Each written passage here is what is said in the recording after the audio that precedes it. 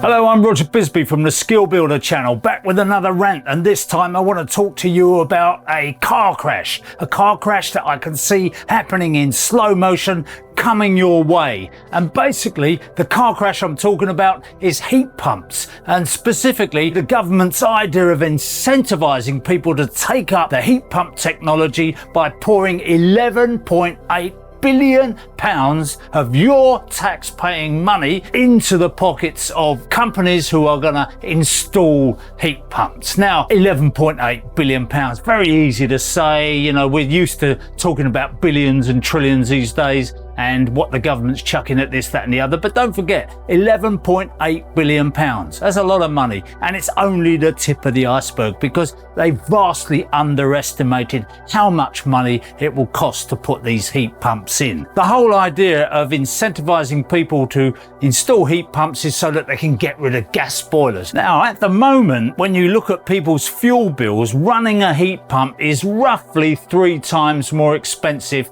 than running a gas boiler. Now, you can argue with that. I know there will be people out there who are saying, oh, I've installed a heat pump and it's working beautifully and it's heating my house and all the rest of it. A lot of people don't live in those kind of houses. They live in drafty, cold houses without underfloor heating and without the levels of insulation that you're talking about. What is a heat pump? Do you want to know what a heat pump is? There is free heat floating around in the outdoors. It's coming from the sun and it's heating our air. Even on a cold day, there is some sensible heat to be had. So what we have is a box on your patio or hung on your wall or somewhere else, a white metal heat pump with a big fan in it. And that fan sucks in all this lovely warm air. Basically, it's like a fridge in reverse. A fridge, you're trying to take the warm air out of a box so that you can keep your food cold. It's not actually producing ice. What it's doing is removing heat. And as it removes heat, the temperature goes down and down and down until you start getting ice on the coils on the back of your fridge. This little baby here is doing the same thing. What it's basically trying to do is cool the world down. It's trying to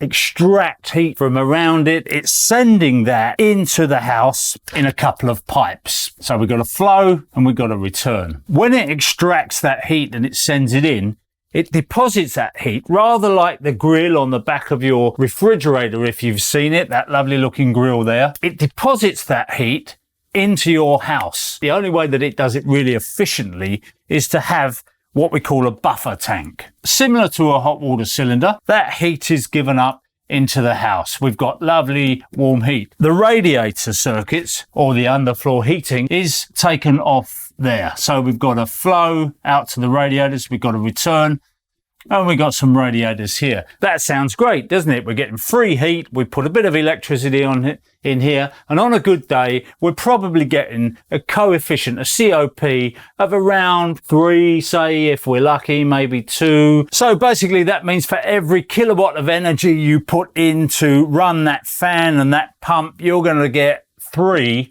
kilowatts of energy out here into your radiators. That is when the air temperature is fairly warm. But of course, who wants to heat their house in the warm weather? Nobody. What we want to do is on a cold winter's night, we want to be heating our house. The sun's gone in, so suddenly that's not a factor anymore. The air temperatures drop. I've installed heat pumps, and I can tell you a lot of people are very disappointed after a couple of years of running and seeing their high electricity bills and the fact that their house is not warm. So that's a real kick in the goolies, if you like, paying 3 times as much for your fuel bills and having a colder house to boot. So bring back my gas boiler. No. You've taken the government's money and you've got rid of your gas boiler, because that's the only way you're going to get that grant, is if you actually junk your gas boiler out, because don't forget, that's the name of the game. We want to save the planet. We want to get rid of gas boilers. Now, actually, I would love to get rid of my gas boiler. I have installed heat pumps. I've put in ground source heat pumps. I've put in air source heat pumps. And if they worked, I would be the first guy to be taking out my gas boiler and putting in a heat pump. But they don't work. They don't work well enough in our housing stock. Sure, they work in Scandinavia, where they've got these lovely houses which are beautifully insulated, draft-proof, triple glazed. You can heat those houses with a light bulb. You don't even need to put any heat on. So heat pumps are wonderful in those situations. So, okay, the argument goes that all we need to do is increase the insulation on our houses, put in the draft proofing, generally raise the standard. That's a bit of a pipe dream, if you like, because a lot of our houses are very old, very drafty, and they heat leak like, some of them even got solid walls. Haven't even got cavity walls, let alone cavity wall insulation. So we've got to spend a vast fortune bringing our houses up to scratch so that we can install a heat pump, which at best is going to give us 2 for 1, if you like, somewhere along that, averaged out over the year and the heating season. Because don't forget, you've still got to heat up your hot water. Very often you'll find that a heat pump won't heat your hot water up to the temperature you need it. And don't forget, you've got to heat it up to get rid of Legionella. So some of these heat pumps have a cycle in there where they switch on an immersion heater to top the water up. So you're feeling the pipe thinking, oh, it's lovely, all this is coming out of a heat pump, but actually it's not, because the heat pump has got a little immersion heater in it which is topping it up. So it's cheating, really. It's going back to old-fashioned technology. So how are they ever going to make this system work? Well, the way they're going to make it work, and the way they're going to get people like you and me to sign up to heat pumps, is they've got to make gas more expensive. That's the way they're going to do it. They're not going to make electricity cheaper. They're going to bring gas up so that they produce what we laughingly call a level playing field.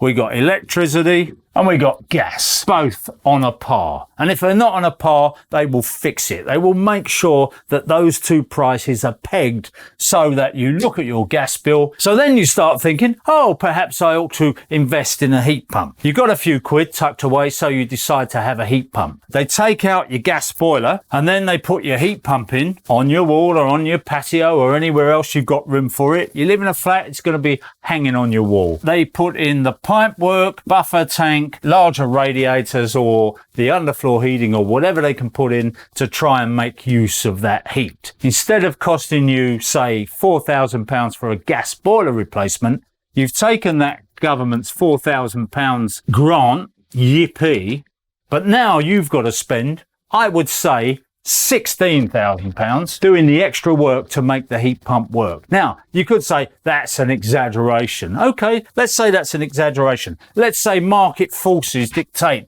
that that price is going to come down to a nice round £10,000. So you've only spent an extra £6,000 getting rid of your gas boiler and going for a heat pump. Yippee! But you ever going to get that back? Maybe, maybe not. If gas prices go up, you're definitely going to get it back. And that's where the fix comes in. Now, I predict very soon this is going to be another one of these schemes which a lot of people, a lot of companies have invested in, thinking they're going to get a bonanza. They're going to train up loads and loads of people. They reckon that we've got around 15,000 qualified trained installers to install heat pumps. So we're going to need some more. We're going to need a hell of a lot more. The problem is, as we know, those heat pump installers are going to know about heat pump installation. They're probably not going to know about all the vagaries of internal plumbing in the way that a plumber does who's been at it for years. So you're going to have a lot of barely trained operatives coming into your house, ripping out your plumbing,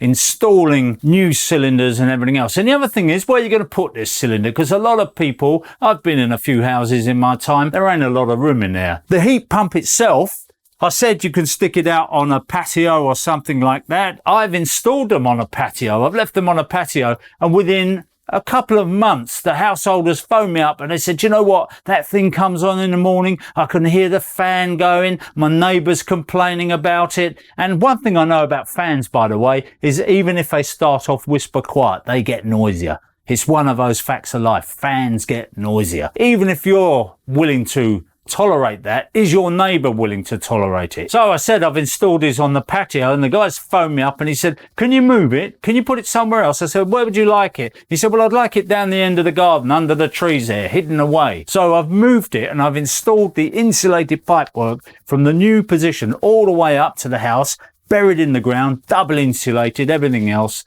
And then he said, that heat pump doesn't seem to be working. It's giving out hardly anything. And of course, it's under the trees. And if ever you're hot on a hot summer's day, take a walk in the forest and see how much cooler it is. So there's a little problem for you. Where to put the heat pump, where to put the buffer tank.